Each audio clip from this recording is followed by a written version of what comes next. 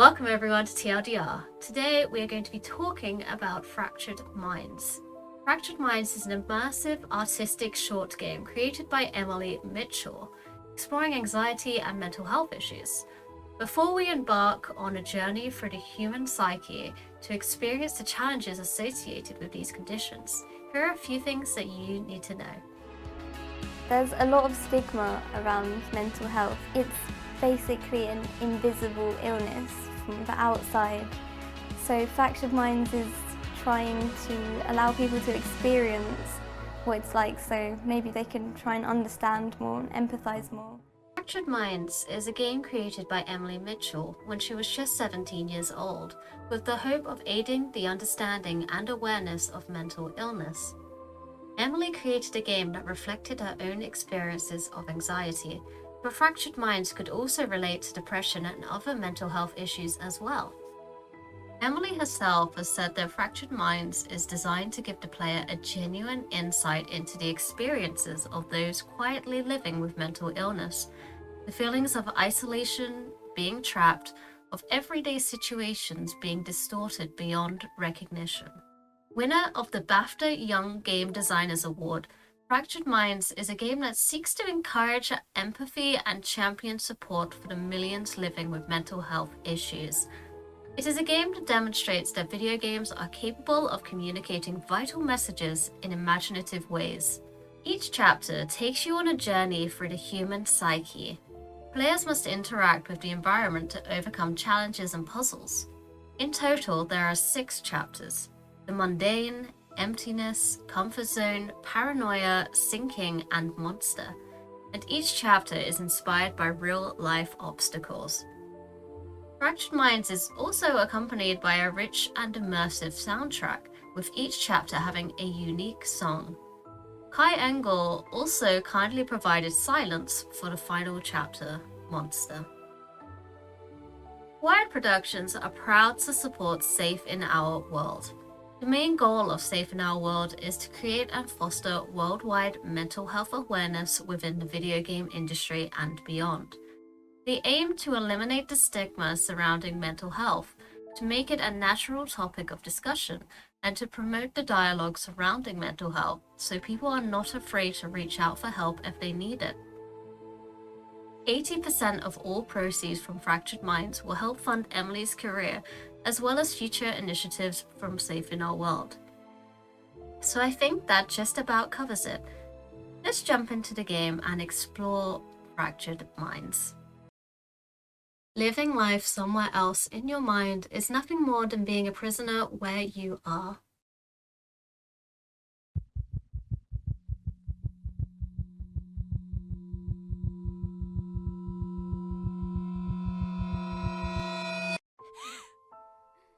Chapter 1, The Mundane. So the mundane sort of means just sort of a lack of excitement, everything's kind of dull. But we just woke up from a nightmare sequence, which kind of felt anything but that. That seemed quite scary. Not necessarily exciting, but definitely scary. But the mundane sort of is a contrast to that. Everything's the same, everything's boring, it's just dull, unexciting. And so each chapter definitely has its own little short story. You're stuck in your room and it had been broken into in your nightmare by a monster, but the door is locked. How did they get in? Kind of creepy. But now we need to use a key to get out, and there are several keys scattered throughout the room. So here's a little hint for those of you who are achievement hunters out there. If you collect 7 of the wrong key, you will unlock an achievement. So I'm going to do that because it also shows a little Easter egg, which I think is quite interesting for you. It's quite an easy achievement to get. I definitely did it by accident the first time round. I'm sure a lot of people have also got it for that reason. It says, I see you, I'm watching, I hate you, on the walls everywhere. Kind of spooky, but the right key is kept behind the painting. And now we can leave the room. But yeah, I very much feel like each chapter can just be interpreted in its own way. It could be applied. This game sort of had in mind anxiety when made, but it can also apply to other mental illnesses as well, such as depression or any other, really. It's just kind of up to you how you interpret it. Now we go into chapter 2, which is emptiness. Feeling of being empty inside, I suppose. And we're at a party. There's no one else here, oddly enough. But we have a pick up the tail, because there is a pin the tail on the donkey. And a piñata here, which has a pin in it, so we can play the party game all on our own.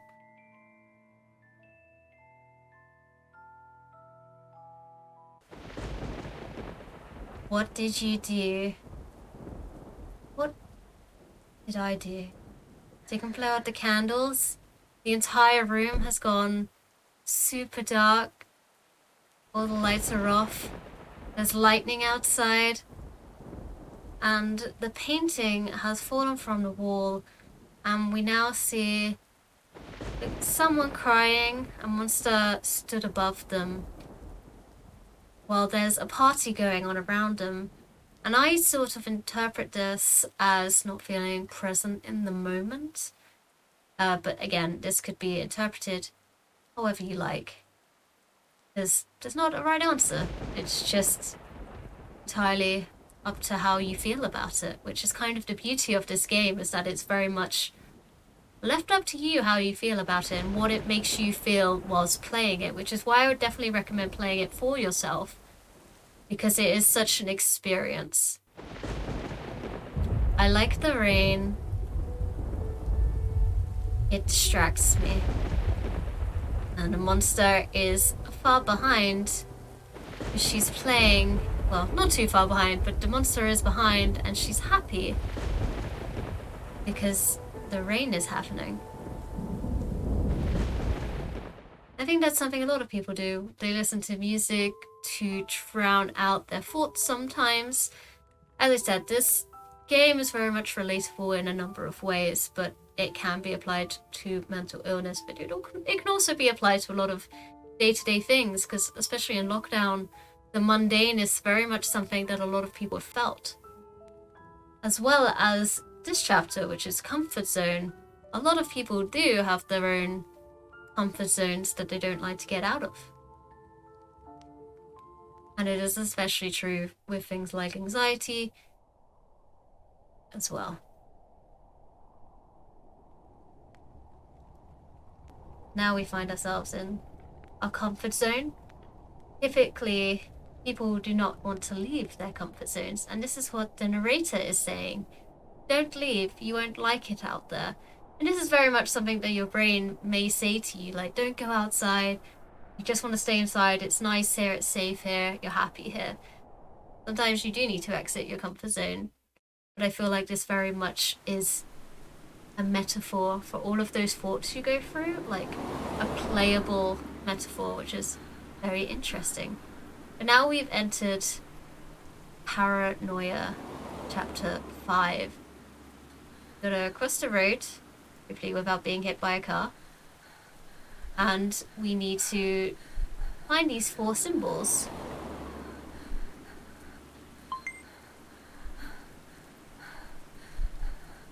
In the right order as well. So we need to find the eye. There we go, there's the eye. Now we need the arrows.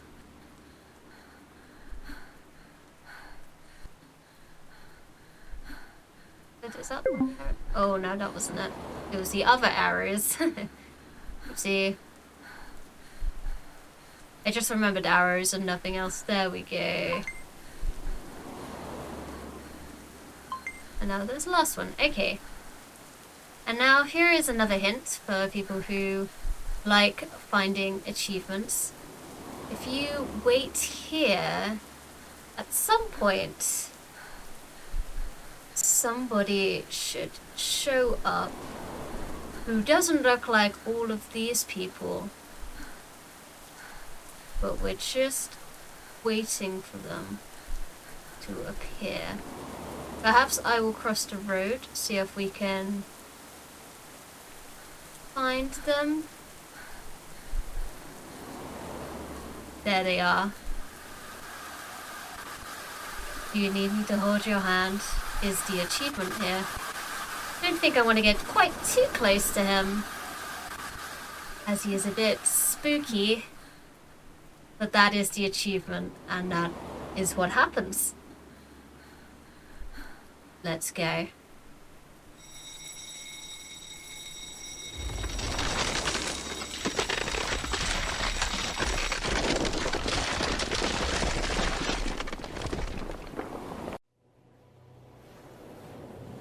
That was the paranoia chapter completed. And now we found ourselves going into the water.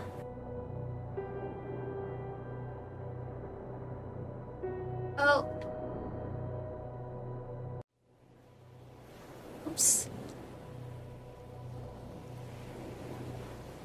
This level I actually find quite challenging. Most of this game, it's the puzzles, like, they're challenging to an extent, but I can't do platforms. Oh no. Oh dear. Let's see how many times Tegan fails at this today. Okay, the jump button. Let's try this. Don't go too far, don't go too far. No!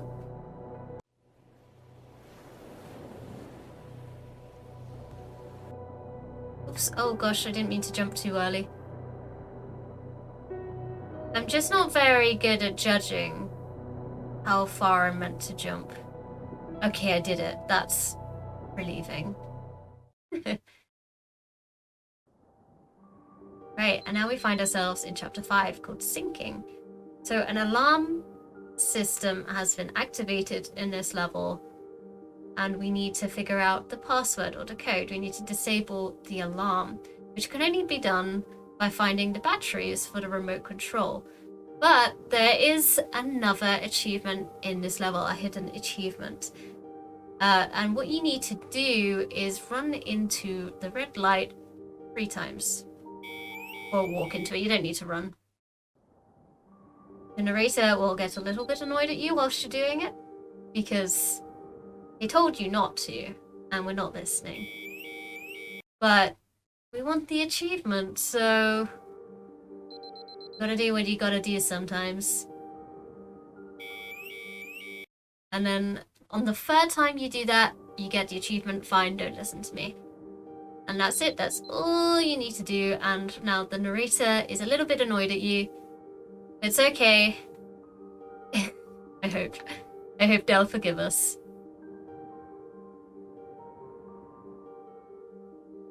And the 2 batteries are in 2 cupboards. Oh, I can see it over there, but I can't reach it.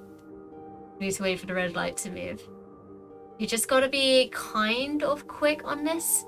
Not super quick, but kind of speedy. And then you want to put the batteries into the remote. I didn't do it. Change the channel. I didn't do it again. Go on. There we go.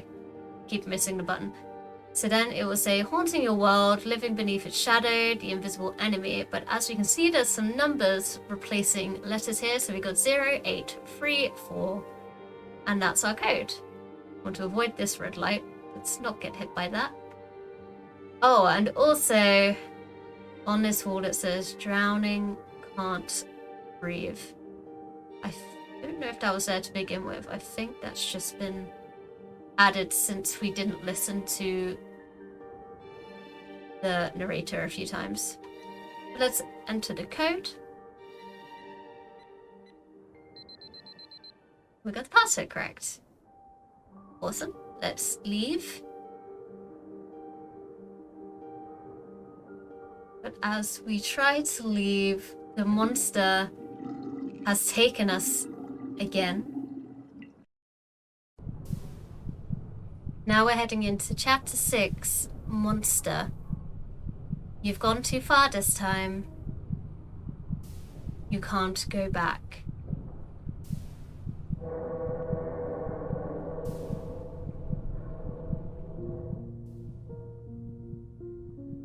We turn around here, and the monster is stood there waiting for us. And as you may start to hear now, the sounds in the background is actually made by an artist called Kai Engel, who kindly allowed the song to be in this game. So now we're faced with a puzzle. You got 4 valves that you need to press, and you need to use them whilst the monster is stood above this machine. So, oh, he's gonna keep moving. I think it might be this one actually. Yes. Okay, so as we saw, the machine exploded, the monster let out a kind of yelp. Not really a yelp, a sound of pain as it exploded. And that's how you know that you've done the valve correctly. So let's do the next one, which I think is this one. Oh, I missed him. Oopsie. Oh, it's not that one. Okay, I think it's that one.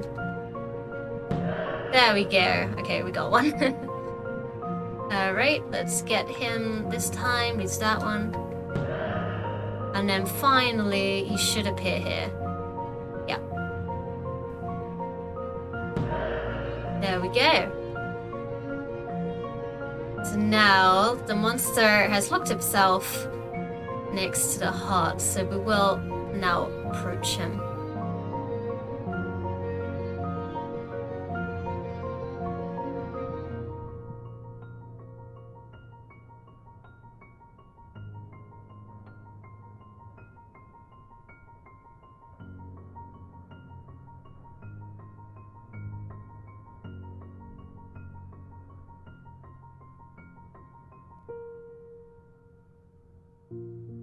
And now we see that we were actually, or the reflection shows that we were the monster all along.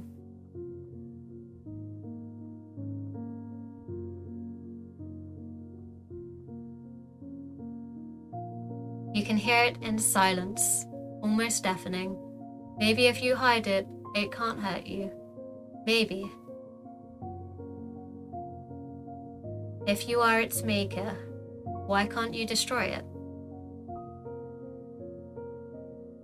It wants you to forget. Forget that living with a monster makes you brave. Forget that carrying its weight makes you strong. Forget that it makes you who you are. You are its power, its life. Without you, it is nothing.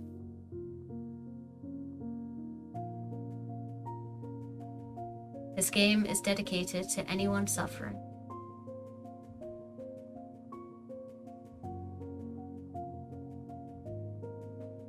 And that's the end of Fractured Minds, and I honestly think that is a very beautiful ending. And it's very much up for interpretation, because anyone who plays this game could have different interpretations of what they think that the ending actually is. I had to think a while about how I interpreted this ending and the game as a whole. While it will mean something different to everyone, I very much felt that this ending was an acknowledgement of the strength it takes to live with mental illness every single day, keeping the monster at bay, so to speak. This view is reflected by Emily's words herself. I don't think the feelings associated with mental illness ever truly go away, but we all have to find ways of coping with it. And each chapter displays how everyday situations can become huge obstacles, reflecting the idea that the effects of mental illness can be invisible from the outside, but debilitating to those affected. Fractured Minds is a story about strength, bravery, and the idea that mental illness can sometimes make it difficult to even see yourself, as we see at the end when the reflection shows the monster. This is especially emphasized with the poem at the end. Carrying and living with the monster makes you brave. It makes you strong. You are more powerful than you know. Importantly, Fractured Minds was created to help those who suffer from anxiety and other mental illnesses to feel like they are not alone. And I think it does just that. And I think that's what makes this game so special, is that anyone can play this game, anyone could experience and have different feelings towards it. But at the end of the day, like, Emily Mitchell has made this as a way to talk about mental health and bring it to the forefront of discussion without there being such a stigma surrounded by it. And I think she's really done an amazing job in doing that. So I would definitely recommend playing this just to sort of experience a little bit what it's like living with any mental illness, and just see what impressions you get from it and how it makes you feel, because I think it's a really special game and I would really recommend playing it if you haven't. Thank you so much for watching the TLDR of Fractured Minds. Fractured Minds is a raw, emotive and earnest game which brings understanding and awareness to mental health. I would definitely recommend trying it out for yourself, as it is truly a thought-provoking experience about the often misunderstood and rarely spoken about topic of mental health. Fractured Minds is available on Steam, PlayStation 4, Xbox One and Nintendo Switch. I hope that you have enjoyed this video and that most of all you feel informed about Fractured Minds. But that is all from me for now. I will see you next time. Bye everyone.